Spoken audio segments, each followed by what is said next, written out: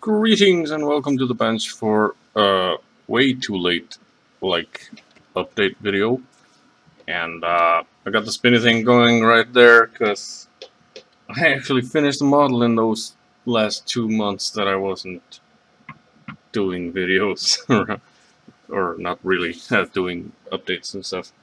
But I accidentally started this little Airfix 1/32 scale Ford Fiesta RSWRC 2011 car, as seen in the 2011 Rally France, driven by Jari-Matti Latvala. But yeah, bumped the camera there. So yeah, I've been on a really long summer vacation, really, and what little time that I spent at home, I spent at the bench working on this guy. I kind of started this like day after I went on vacation, and yeah, just this was all my attention basically, and I'm mesmerized by it. Anyways, it was a fun little build. It was kind of really detailed, and it was taking a really nice turn, but in the end the windows didn't fit too good. I should have spent more time fitting those in, and the body, I could have done some better pre-work, such as fitting the wheel wells and stuff, and doing more test fits, and then I would have a better fit and stuff. And the decals were a nightmare, but I got them on there mostly. Only the front here is a bit askew, as well as probably the one on the back, but you can't really tell unless you really compare the two with photos of the real thing. But anyways, just kind of rambling about this this little Fiesta. Quite happy though with the way the shine turned out. I was trying some new stuff, trying to get a better shine, more smooth paint job on this. And I realized when I was doing it that I should have made it a video, but I got another black car to build to document my progress or process of trying to get a smooth color going. Anyways, I've been working on some more stuff as well, and without finishing anything though. The SU-27 flanker. This is all that I've done in my summer vacation. I painted the engine things silver or gunmetal, as well as I did most of the putty work and sanding and stuff. And if you've been watching the channel, you would also know that I have been working on this AMT 55 Chevy Cameo. This is the unpainted body. I've just been sanding it and stuff, rescrubbing the panel lines. This is a kit that I've had for like 10 years. I actually started this like 10 years ago, like I talk about in the video that's already out. But I'm picking it up again, and I redone the engine and the frame, or done the frame for the first time.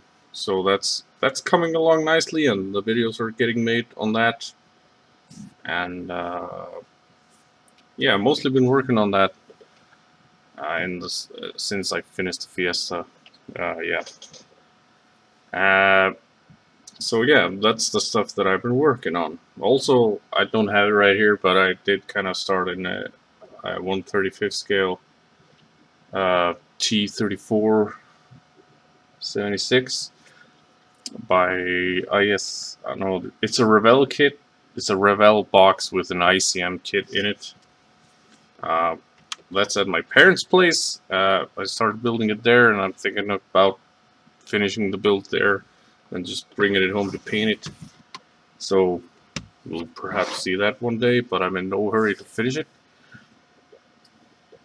And yeah, so the kit purchases, and again, like last month, I kind of overdid it.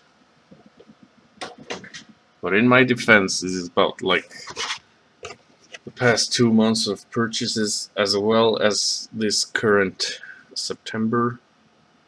I have bought some models this September. I'm gonna move you guys to the overhead, or move this camera to be overhead. So yeah, as you can tell by my previous presentation, the actual work on the bench has been kind of slow, but when the work on the bench is slow, the purchasing fingers are really working their magic. But again, in my defense, I tend to buy really cheap kits, but I still kind of overdid it. You've all probably seen this. I did like a box peek with this because it's a peculiar kind of kit. A Chevrolet Astro van. Basically was an impulse buy. The minute I found out that this existed, I went over to Hobbylink Japan and found out that they carried this, and it was fairly cheap. I think it was like 2,000 yen or something, which is pretty close to the Icelandic kroner. So yeah, basically just bought it because it wasn't that expensive. And let's move through these quickly.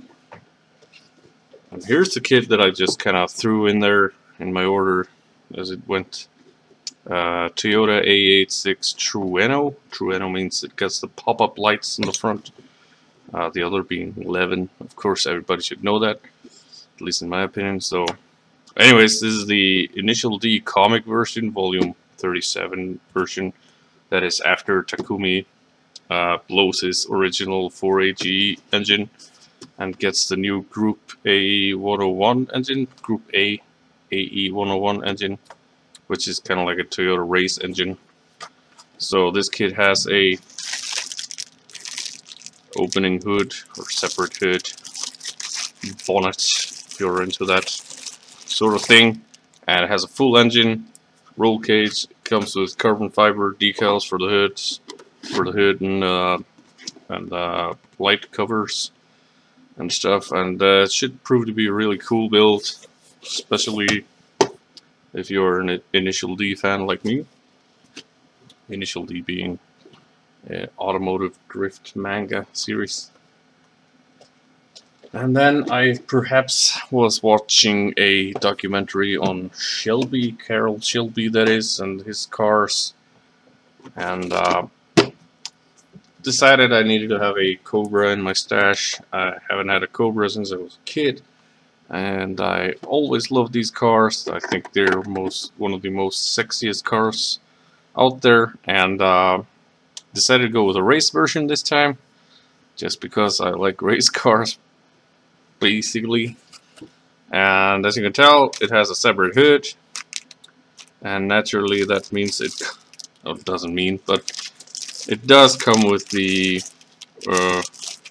427 right there, race prepped, and should be a fun build, just because the car has such sexy lines. And this is just some random race car to me. I don't know the backstory behind it, but I will be building it, as you can see on the box art, because why not? And of course, if you know the history behind Shelby, you'll know that Ford recruited him to win at Le Mans in 1966, and they gave him the Ford GT40 Mark II to do that, and he did some little magic on it, and some more people did a little magic on it. That on his, like, he assembled a team of people to do it, and this is the car that won the race, I think, if I'm not mistaken. I forgot really, because I bought two of them and I kind of mixed them up. One is the Dan Gurney car, one is the winning car. I really wanted the Dan Gurney car because he was the guy that actually, when he won at Le Mans in 1967, he was the first motorsport dude ever to celebrate by like shaking up the champagne bottle and spraying it all over his service crew or teammates. So yeah, 2 GT40s, and I want more. I want all of them because GT40s are the coolest, as well as Ferrari P330. Ferrari P330 is one kit that I also need to get. But of course, as much as you guys know, I love race cars. I really love rally cars, and when it comes to rally cars, I really love the Subarus. So I've had this on pre-order since forever, I think, and it's a limited edition Hasegawa Subaru Impreza WRC 2005 Rally Japan Petter Solberg car, and this box art really won me over. This is pretty much why I bought this kit, because it's a limited edition, and I have other Hasegawa limited editions, and those come with some photo etching and materials and stuff for like cloth for seat belts, and one of BMW kit that turned into the drift car actually came with some floor carpets and stuff. And then this came, and I really wanted the gravel tires, because Tamiya always puts like tarmac tires on their kits. And lo and behold, this is all the metal you get in the kit. A single antenna. I was kind of disappointed by that you don't get any photo etch or any kind of material for seat belts or whatever. But I haven't really opened it up, but it does look like that you've got some really nice gravel rally tires in here. So that's gonna look awesome, as long as I can build this car right. So yeah, a few cars, as you can tell. Then I went to a sale at my. I was actually just going in for some paint, but they had like a clearance sale on their models in the gaming store, the Warhammer store. So I got this little dude. Little is actually huge for a 1/72 scale. It's a snap-tight kit, and you can only build it flying, and it only comes with stickers. But I was thinking I would buy some aftermarket decals for it, or even just customize it completely and just put like a wacky paint job on it or whatever. The possibilities are endless, and it was so dirt cheap. It basically, I already had like pocket change for it, so I scooped it up as well as I did with this Battlestar Galactica Colonial 1. My first ever sci-fi. No, I'm lying when I say that. It's not my first ever sci-fi kit. I actually have one Star Wars kit that I built and I haven't painted yet. But anyways, I really want to do a big-ass spaceship, and this truly is a big-ass spaceship in 1/350th scale. So it's gonna be interesting to build. Battlestar Galactica I have never seen an episode of, or is it a movie? That's how much I know about Battlestar Galactica. But I do know that they have these little Vipers and stuff, and I have never seen this ship before. But I am really interested in perhaps someday seeing that show. It was never really shown here in Iceland, I think. But yeah, I'm gonna do a big ass spaceship someday. So there's one more kit. No, there's actually 2 more kits.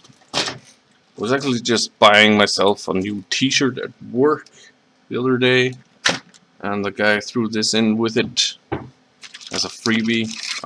This is like a snap-tight Revell Mustang, and thrown in as a freebie because of this thing. It's like a limited special edition, launched edition, the 2018 Mustang GT.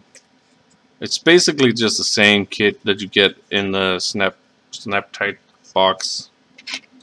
This, however, came just like this in this bag because it's like packaged especially for like Ford merchandise store, not for resale.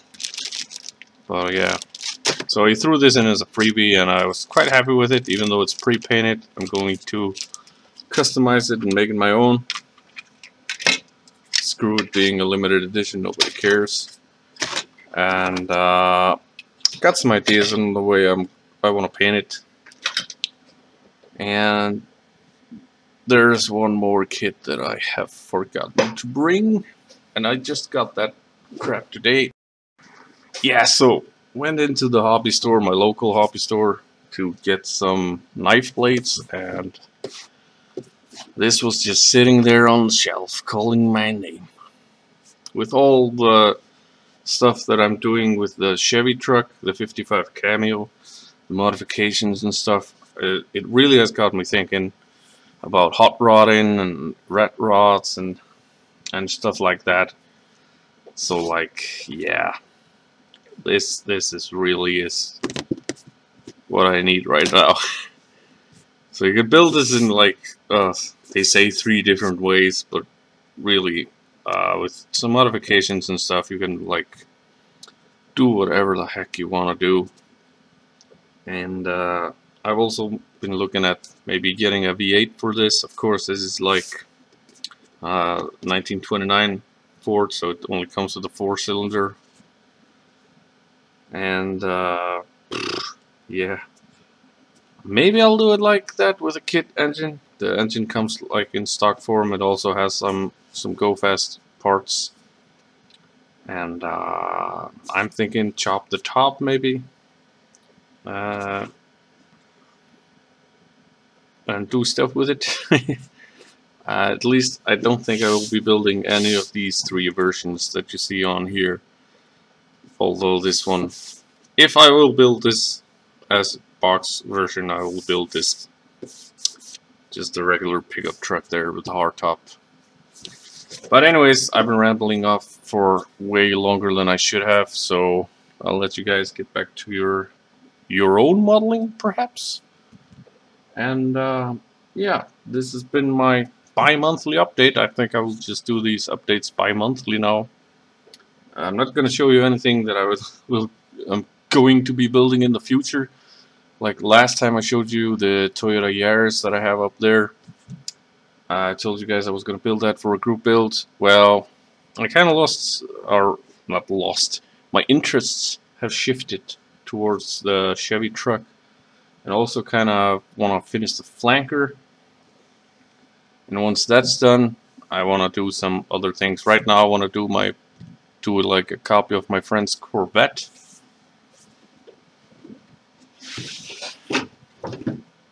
Which is this kit.